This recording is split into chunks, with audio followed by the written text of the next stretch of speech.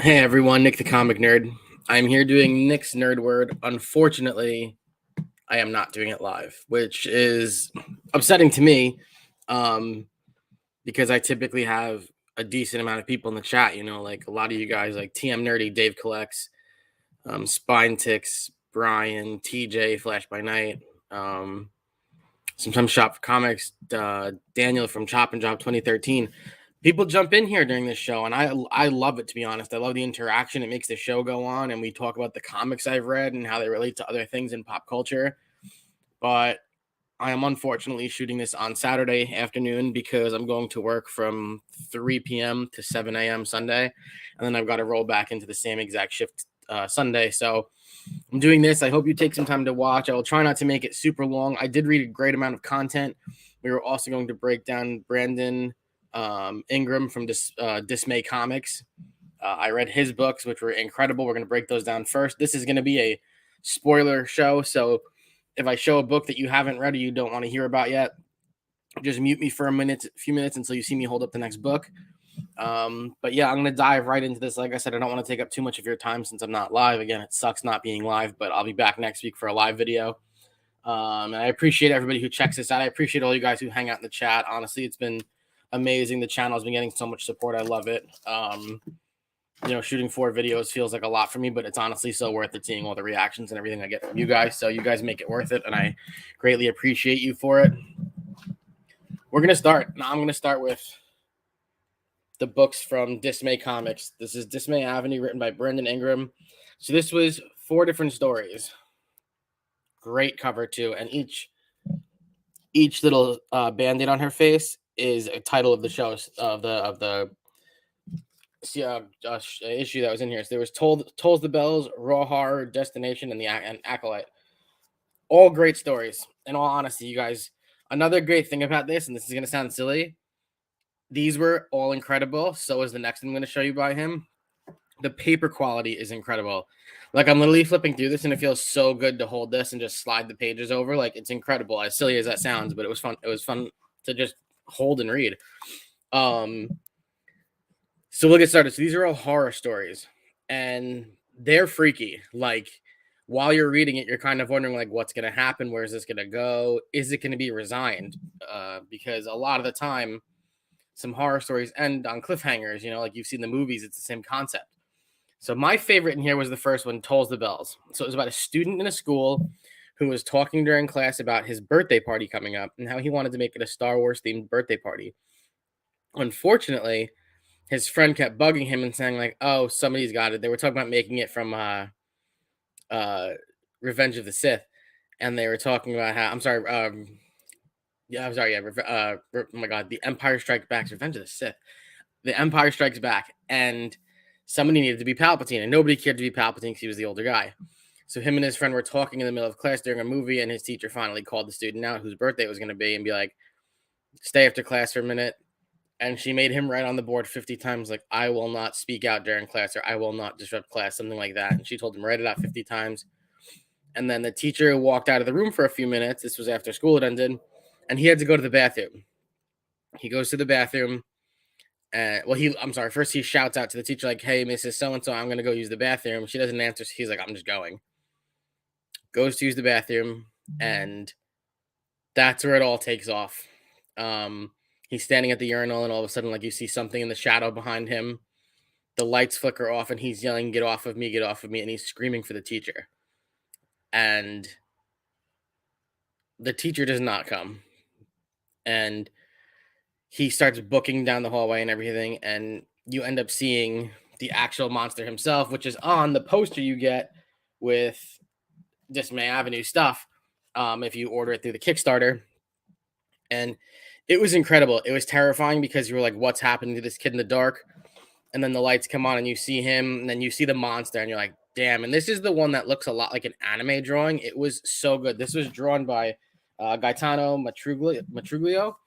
It was phenomenal. It was super cool. Each one of these is only like 10 to 12 pages. Like, it's quick reads. It was so good. I think that was the best one in this story. I think the main story he wrote was my favorite one, the big one.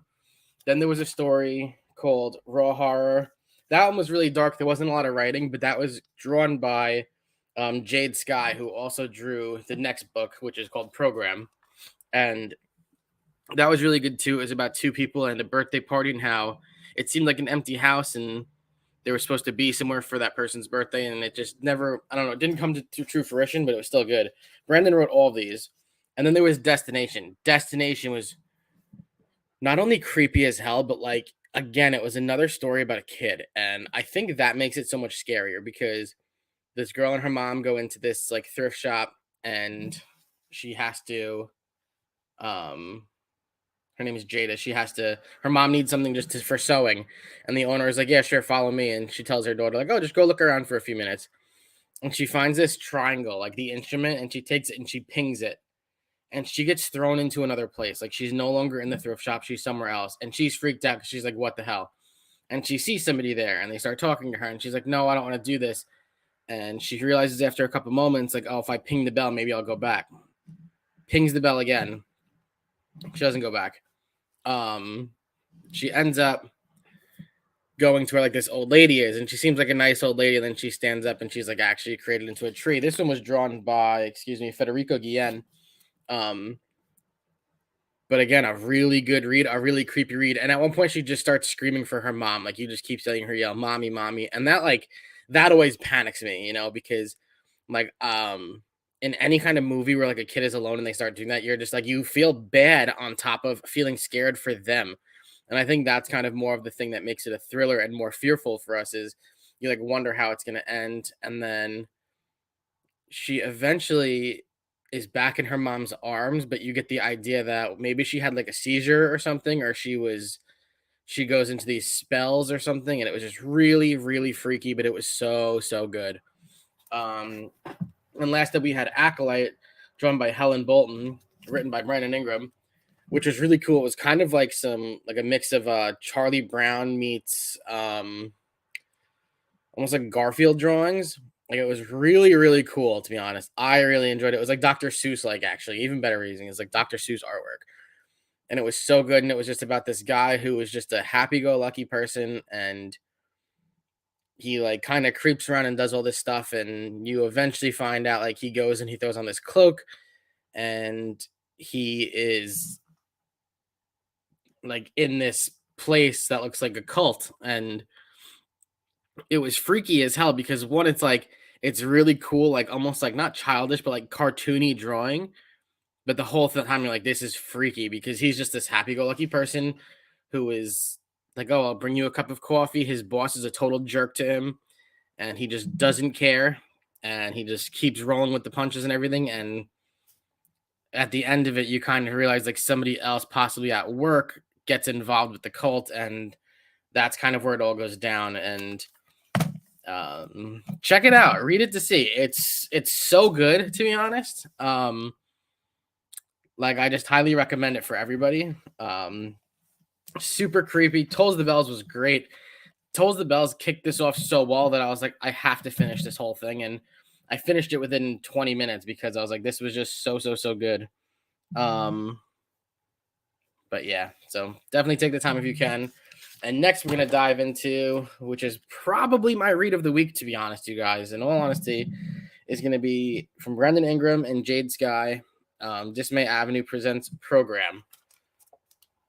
So the first time I looked at this cover, I didn't know what to think. I was like, all right, is that like somebody's like sunglasses? And then I realized it's two people sitting down. And this story is about like a really creepy ass movie theater. And this guy's bringing his girlfriend to the movies.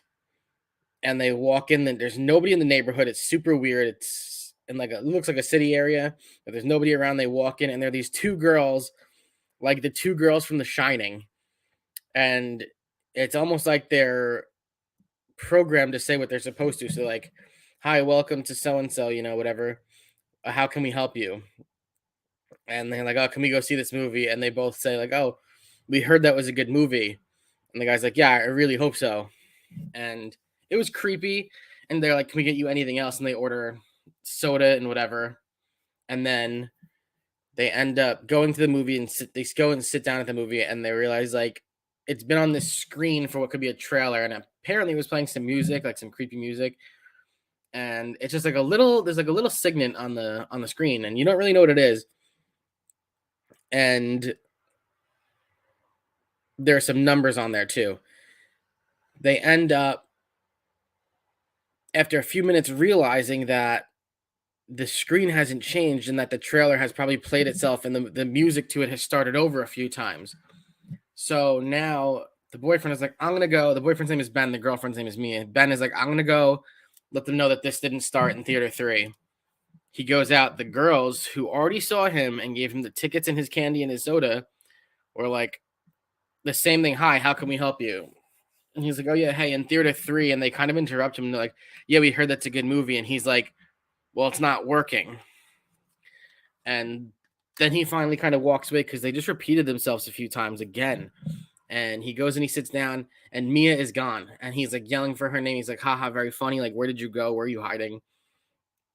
And after a few minutes, he goes to text her. She's not answering. He goes to look for her. He asks the 2 girls, like, hey, have you seen her? And they do the same thing. They repeat the same kind of programmed lines. And again, it was very much like the Shining Girls, where you were just freaked out the minute you saw them in the hallway. He goes back in and he is like screaming for Mia, and he starts calling her, and nothing is working. Like, his phone is just ending the call. He texts her, there's nothing there. He starts calling random phone numbers. Like, he dials 911 and it says like Mia's not it goes to Mia's voicemail. And it was so creepy because you're like, where is Mia? Then he finally goes back into the theater and he sees that there's somebody with a hood sitting down, and he grabs them, and they were like possessed or something, and he thinks this person is like convulsing and having a seizure. So he's like yelling for help. Nobody is coming. There were the only few people in the movie. Only 2 people were Ben and Mia, and then now there's this other person with the hood, but Mia's still not around. And Ben goes booking back to the girls at the desk, and they are just not willing to help. Mia finally sends him a text message of a picture that she's back in the movie theater. He runs in there. She's there. He's like, where did you go? And she's like, what are you talking about? So you kind of were wondering now, like, was Mia never really there? Was Mia actually missing? Or is it all in Ben's head? And that's what's really cool about this is, like, you can end it any way you want. And I really liked that about this because I think that's what made it freaky. Like, in my head, I can go both ways with it, like I just said to you. But you then see Ben and Mia are looking at the phone number on the, well, not a phone, I'm sorry, there were 7 numbers. It didn't look like a phone number. But then when you realize it's 7 numbers, you're like, oh, it's a phone number on the screen. And the next thing you know, they're in the hospital. And nurses are standing over Ben. And Mia is there, and she's like, oh, I told them I wouldn't leave you, blah, blah, blah. And she's like, yeah, the ambulance dropped you off. We're going to do some blood work in a little bit. Like, some crazy stuff is going on. You're like, how did they get here? And Ben starts panicking because he sees the phone number of the hospital behind them. And then he realizes that's the same phone number that was on the movie trailer. Again, there was nothing on the screen with the little signet, which was the actual initials of the hospital, I believe, with the phone number to the hospital. So, but you didn't know that until the end. So it was super creepy. So you're like, oh no, is Ben in like in an insane asylum and he's seeing all this? And all of a sudden the pages go black. Ben is saying to Mia, this is all of them. They did this to us. Mia's like, no, they didn't. Just relax for a minute. And they start, you hear that they're like restraining Ben down to the bed. And that's how it ends. It was so good. Again, I think this is the read of the week. I have a lot of books here, but this, I think, just takes the cake, to be honest. I don't know. It was so freaking good. Big shout out to Brendan Ingram from Display Comics. It was phenomenal, dude. So worth the wait. So worth all the cool stuff. Like I was saying to you guys, let me show you real quick. Like, there was it came with stickers and bookmarks and stuff. And it was cool to like get to read these books and then relate them to what I didn't know was going to be a part of it. So like, this is the girl Jada from Destination with the triangle that I was telling you about. This was from, oh my God. Which story was this from? I think this was from Roar Horror. The like it looks like 2 eyeballs, the bookmark. This is a sticker from Tolls the Bells. Again, this is the anime style story. This is really cool because this is from Acolyte. Again, that's kind of the artwork you get in there. And then again, this is the bell ringing in Tolls the Bells. So Really cool. I think that he named everything properly. I think that it was written great. Again, I think it was produced perfectly. I highly recommend it to everybody. If you guys have the chance to read it, if you guys don't have the chance to read it and you want to read it, I am more than willing to send it out. Just send it back to me when you're done with it. But 100% try and take the time, support Brendan. Check out the Kickstarter if you can. I did a video for him a few weeks ago, but we're going to move on. We'll do read of the week, cover of the week, least favorite cover of the week, least favorite read of the week. Next up, I read, and this is from last week, Teenage Mutant Ninja Turtles and Usagi Yojimbo. If you guys saw my Instagram, I put my favorite page of the day was one of these. It was really cool. It was kind of just the turtles hanging out in the Usagi Yojimbo style artwork, which I've never personally read. So really cool for me. I had gone through like a Usagi Yojimbo run a while ago. I went through like 9 issues, and I was just like, it's just not for me, which happens. It's okay. I tell you guys that all the time. This is a cool wraparound cover. This was cover A.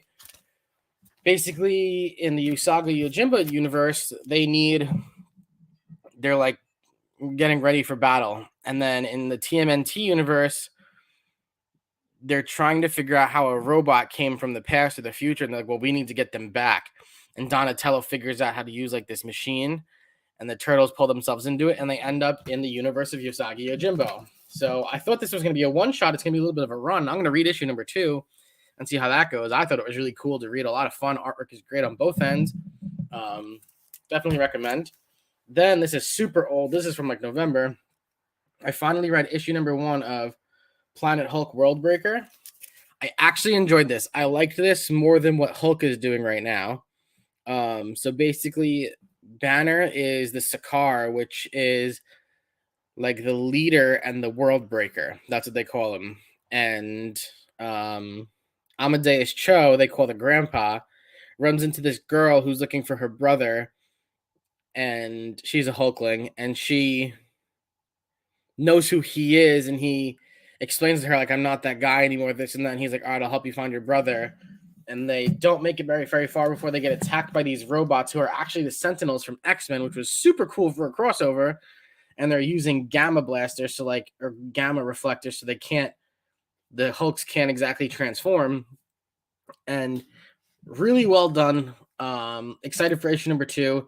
And Amadeus Cho flat out says to the girl, he's like, we're not going to win this without Banner. And then it shows a picture of Banner meditating over like a lava field. So super cool. Well explained too. Like the first like a handful of pages, it might have been a little too many, explained how we got to where we were in this story. And again, I enjoyed it. So it's definitely better with Pack writing Hulk, to be honest, as much as I love Donnie.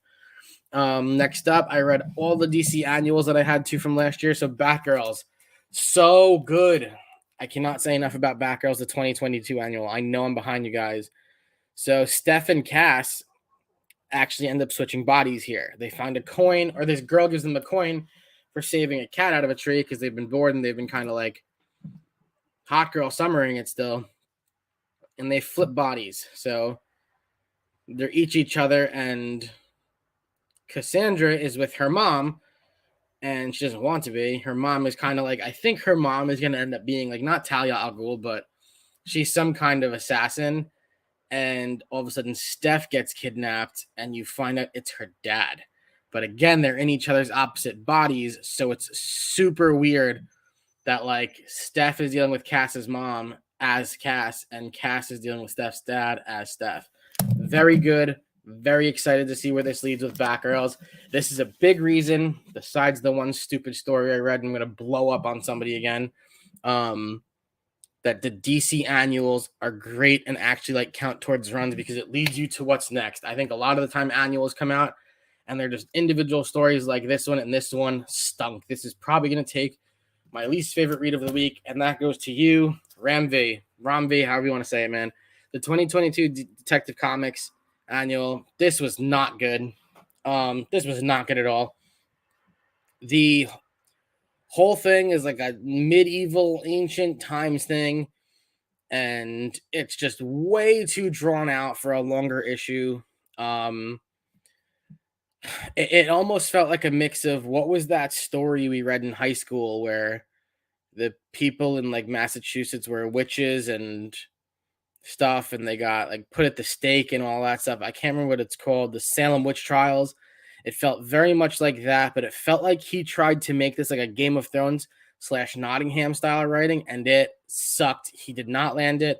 I said on my Knicks picks the other day that the Ramby stuff, he cannot stay focused on one thing. He's trying to write too much, and it shows in this. I'm not enjoying the detective run, but this annual was trash. I almost put it down so many times, but I needed to come on here and tell you guys this. By the end of it, like back in, they called it Gotham or Gotham instead of Gotham, and it kind of mixed around. It's like you saw he was trying to do the play on words with stuff, and like it was just that, like even that part was just too easy to figure out. He even used like a lot of the same initials for people, like Thomas and Martha Wayne were Maria and Tobias or something. Like the whole thing just, it was a no for me. Still gonna read Detective, hoping they switch writers soon. I can't say it enough. If you're a DC fan, let me know if I'm crazy. If you agree with me, let me know. If you read that, I'm sorry you wasted 20 minutes to read it, because it felt like it took me forever to read that, to be honest, because of how one, bad it was, and how two, I just didn't. From the 5th page, I was like, where are we going? And it was just dragged out. Like the actual Batman part of it was in like 4 pages. So, but thankfully we cleaned it up with the Batgirls annual and the Nightwing annual. This was fucking awesome. Flat out saying it like that. Another possible read of the week. So the Harvester is around, and it's basically the backstory of the Harvester. And it was really good. Sometimes the villain backstories don't land. This landed. It was about how Nightwing and him knew each other as kids, and how he was just the Harvester. I can't remember his name. I want to say it was it might have been like William. I don't think it was though. About how he basically had a butler like Alfred. So it's super cool how it kind of coincided and paralleled Batman and Nightwing story, and how they ended up going to the circus and seeing the Flying Graysons in the night they died, because this boy just had no emotion for anything. Like the first time the butler met him, he was killing his cat, and his parents were like, oh my god, there's something wrong with him, this and that. Kid's parents were very wealthy, same kind of line as Thomas and Martha Wayne, and they ended up going through the whole thing. The butler gets so excited that the soon-to-be Harvester ends up being very happy with what happened in the disturbances, so that he's a disturbed kid for sure. Eventually he goes through an issue and he needs a new heart, and because the butler signed the dad's name so many times, he signed off that the dad will give him his heart, and they get it done. And the Harvester becomes stronger and stronger as you've been reading in Nightwing, and it shows how they went and got Blockbuster's heart and this and that, and he's like, you need Blockbuster's heart to be the strongest you can be, and then we're going to kill Dick Grayson. Then we're going to kill Nightwing. I don't remember if he knows he's Dick Grayson or not. I think Blockbuster figured out that he was Dick Grayson. But this was so good. And then there was just a small story on Haley, the Nightwing, and Barbara Gordon's dog. Super cool. They get kidnapped on a date by like Catwoman, Poison Ivy, and Mr. Freeze. And Haley puts on like this little bat suit and she flies in and saves them. Super, super cool.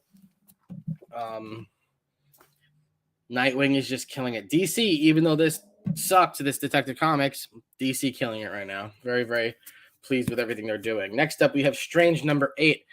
I don't know if I'm the only person reading this. I love this. I think this is so good. The Clea and Steven story. Steven was the Harvestman, and him and Clea can't even physically touch each other. Otherwise, it'll be catastrophic until they clear him as the Harvester. He's got to go find and kill whoever killed him, I believe.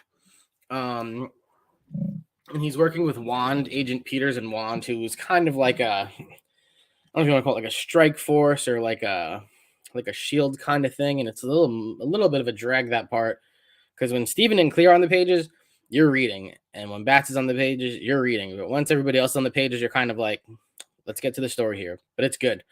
Very much enjoying what Jed MacKay is doing. Clea is not being able to even brush her arm up against Steven's well. And Steven, it's not that he's not showing any emotion towards it, but you can see he's just like focusing on getting back to her fully. And I think that's great. I think that makes it a lot cooler. I think the love between the two of them is great. I think the anger in Clea is fantastic. Because I think that we know she could do a lot of damage as the Sorcerer Supreme. Wong is involved in this one too. It was so good. So good. Really can't say enough how much I'm enjoying Strange. Next up, we have Batman Fortress number 7. I think there's one more issue. So they're finding their way to, this is the story that started. I've been reading this for a while now, where all the power went out basically like in the world. And Batman was like the only person who can help us as Superman. And he's got a cool team of Lex Luthor, the Bunny Green Lantern, the Rodent Green Lantern. I can't remember his name now. Oh my God. And Deathstroke's daughter, I believe, is the other person. Besides the artwork sucking in this of Batman, because his chin is just fucking absurd. I can't say enough. I showed the girl I was dating the other day. I was like, look how dumb this looks. And she's like, oh, wow. I'm like, yeah. Makes him just look so, it's hard to look at Batman in this. The rest is good. Lex Luthor is president. They're finding their way through the Fortress of Solitude and all the traps. Aqualad is also in here, which is awesome because I'm an Aquaman guy, obviously. And he saves them all from drowning at one point. And they move on, and eventually they find Superman's body. But as they do it, they hear, if you remember from Man of Steel, the message that Jor-El sent to Superman about how like the planet is being destroyed because of a war and how like they can't end it, they have to fight back. Lex Luthor heard that, and he's gonna explain that to the world that Superman is a menace and everything he always said he would be, and not cool. Stinks for Superman, but Batman is like, you can't do that, you can't blow him up, and Lex is like, I can finally prove him wrong, this and that, and it was cool. It was just crazy. It was like a lot. This was a fantastic read. I'm so sorry that I just finally read issue number 1, but this is Yoda number 1. First of all, the cover is fantastic. This is probably cover of the week unless I find another one, but so good. So sweet and simple. I put this as my page of the week a couple days ago on Instagram. Yoda is sitting in the council, and there's like a recording coming through, and there's just a group of people looking for help, and it's like a young town, and Yoda goes there, and he's like, you know what, screw this, I'm gonna go help. And he was told not to, and then he tells the kids there that like he's gonna stay with them, and he defends them and everything. It all works out. He sends a cool little Yoda message to the council, being like, yeah, I'll be back in a little while, and you know he ain't going back. So I was super excited to read that. I'm glad there's more. I'm going a little fast now. I'm glad there was more story to it than I was expecting. I thought that like each one of these might be a separate Yoda thing, kind of like how Obi-Wan kind of was when it came out, but this was fantastic. I was a very big fan of that. I thought this was the end, and it isn't. This is due a Powerbomb 6, so it goes to 7. This is the penultimate issue. So his daughter gets hurt. Wow, it's terrible that I can't remember their names now because I'm trying to go fast. The daughter gets hurt, and they're in the death match. And you find out from the necromancer who's running the whole tournament that once the tag team champions are decided, that they have to fight each other to the death. But they're still fighting Cobra Sun, even though he's out. And one of the coolest wrestling moves ever is demonstrated on this. And it's something I wasn't expecting. Because it goes back and forth, like between the past and now, and the past and the present, and that's super cool. Cobra Sun is at a wrestling event, and he stands on top of like the entrance of where the wrestlers come out, and he does a shooting star, which is a jumping forward backflip to his opponent, and it shows the artwork by Daniel Warren Johnson is just so good, you guys. It's all so spot on. It shows the guy he's wrestling getting ready to take the spot. He's got his hands up to catch him, and Cobra Sun over-rotates on purpose, catches his opponent behind the neck, and goes into a shooting star DDT, which is when you take your opponent, you put their head kind of on your back in a headlock, and you drop down and their head's supposed to hit the ground. It was fantastic. I would love to see this attempted in real life. I think it would be the most dangerous thing in the world. It'll probably never happen. If it has happened, send me the damn video. But it was so good. And then Cobra Sun picks his head up, and there's a woman in the crowd, and it ends up being his wife, who you find out in the earlier issues he killed in the ring on accident. He slipped up, and then she hit her neck, and it was terrible. But the whole thing keeps going, and it shows where they are now. And Cobra Sun ends up I can't remember how. He does a move that kills one of the other tag team opponents, but they both die at the same time. So now it's interesting. He goes in the back and his daughter is okay. And the necromancer comes in. He's like, I've never not had a champion. And he kind of admits like he lied. He might not be able to bring her mom back. If he does, it could be as a zombie. And they were both like, what the fuck?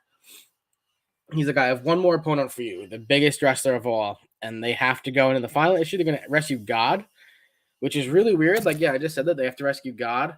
I have a feeling it's going to be good. I saw Collecting with Durs put on his Instagram that he finished the run and that it was really good. So I have faith that it'll be good.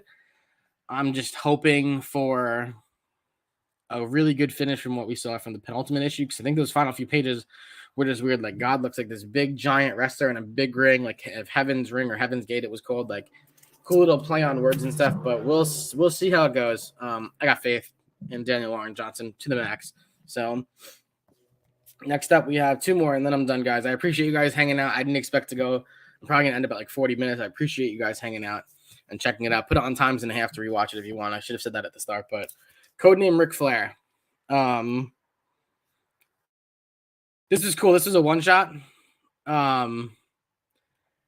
Basically, Ric Flair gets. I feel like I might have actually broken this down. I don't think I did.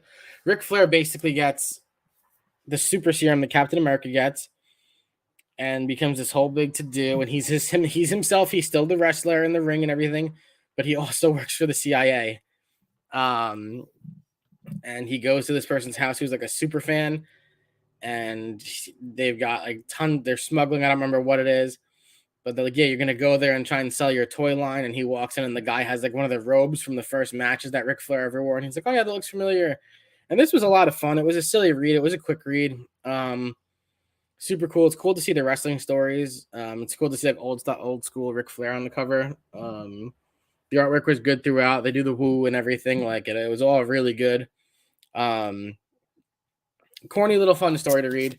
And he's just like this cool badass CIA guy. So like he meets this girl, he wants to see her, blah blah blah. She's like, oh, I don't know, blah blah blah. And that was kind of like a quick little side thing for it, but kind of like how Ric Flair was like the, you know, like the man and stuff, and everybody knew him. But like even the way he goes around, like one of the guys thinks he can outdrink Ric Flair, and Rick is like, oh, I've had tons of these before. We'll see how you do. And at the end of it all, he was fine. Like, it's super cool. Like, the alcohol just didn't affect him. It was really neat to see. So, and last up, we have Book of Slaughter. This is the Comic Tom 101 cover, exclusive cover. This was really cool. This wasn't so much comic book. It was half comic book and then like half like, not encyclopedia, but along the lines of that, like kind of like not brochure like, but it was more comic pages in the beginning about somebody who wants to switch colors of their mask, and then the rest looked like you were actually reading a book, and it explained a lot about the House of Slaughter and the rules of the House of Slaughter. So it was really cool because it showed what all the masks represent, all the different colors represent, and how those teams are decided, how you become a member, what comes after, how there's a Dragon Slayer, which clears up a lot of things for me because I don't read Something is Killing the Children. I only read it in trades. So that cleared up a lot for me in a lot of different ways. So this was super cool. And then in the end, it shows like the girl decides she's going to go for another team, a different house, because you learn like white masks, kill as a team, and black masks kill alone, stuff like that, or it's vice versa. I remember there's purple masks, there's blue masks, there's green masks. Like I said, there's dragon. Like, it's super, super cool. So it was a lot of good comic book reads for me this week. I had a great week reading, got a lot done. I'm hoping to get more done, obviously. But yeah, that's what I have for you guys. So let's go through, do read of the week, favorite cover of the week, and then the bottom of the piles. So I got to come up with a better name for those. I'll put them across the bottom.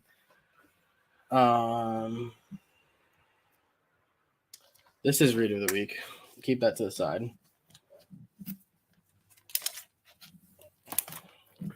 Just give me a moment. This is Lee's favorite read of the week. But if you watched to this point, you can guess what that is. I'll go cover of the week. I got to do a least favorite cover of the week. No.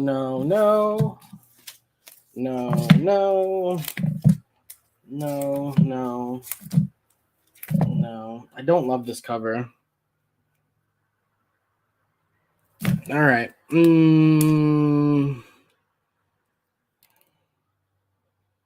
I actually do like that cover. We'll go with this one. All right. First up, the least favorites. My least favorite cover of the week goes to Batman Fortress number 7. Sorry, I was just checking something. Again, the Batman artwork in here is not good. The Lex Luthor in the big cool suit as the president, you kind of almost don't even know that's Lex Luthor. I do enjoy the little rodent guy. I can't remember his name. I feel so bad. I can't remember his name. But this is my least favorite cover of the week. My favorite cover of the week, Yoda number 1. Big fan. I thought this was a super cool cover with Yoda kind of diving around. You can see he's using the Force with his left hand, holding the saber with his right hand, dodging the lasers. My least favorite rating of the week goes to you, Ramvi.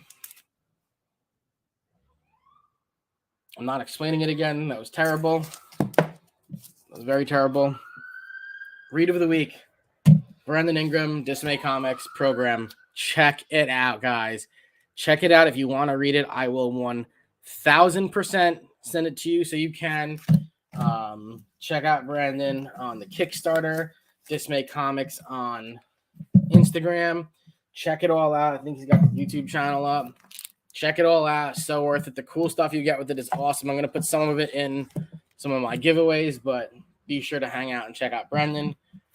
Thank you for hanging out. I'm so sorry I wasn't live. I really wanted to be live, to be honest. I wanted to hang out with you guys and try and get some people in here. But again, this weekend's work schedule is beyond nuts. I'm hoping to survive. But yeah, that's all I got for you guys. Thank you for hanging out for Nick's Nerd Word, episode 11. Incredible to think I'm up to 11 already. I feel like I just started doing the 4 videos a week a couple weeks ago, and it's been 3 months almost. So very much very much thankful for the support to the channel. Very much thankful for all of you. Check out Monday's video. We're going to do some unboxings. I have 3 unboxing videos lined up to go. I just have to post them. I don't want to do them all at once. I don't like doing the unboxing videos all at once. I don't want to put 3 people out there at one time and show you guys and not give them all like the respect and the chance for people to check out their channels and what they do in their Instagrams. So I'm going to do them individually and go from there. So they'll all be quick. That's what's cool too, is like each video will only be a few minutes. So my Monday videos will be short for a little while. I have my May Grand Slam giveaway ready to go. So yeah, I have nothing else for you guys. Thank you so much. Like this video if you enjoyed. Comment down below what you read. Let me know if you read Brendan Ingram stuff. Let me know if you read that Batman, the Detective Comics 2022 annual. Let me know if you thought it was trash like I did. Yeah. Subscribe if you're new and hit that bell notification because I don't time anything. So thank you guys again. Can't say it enough. Appreciate the community. I hope everybody stays safe, enjoys the rest of their weekend.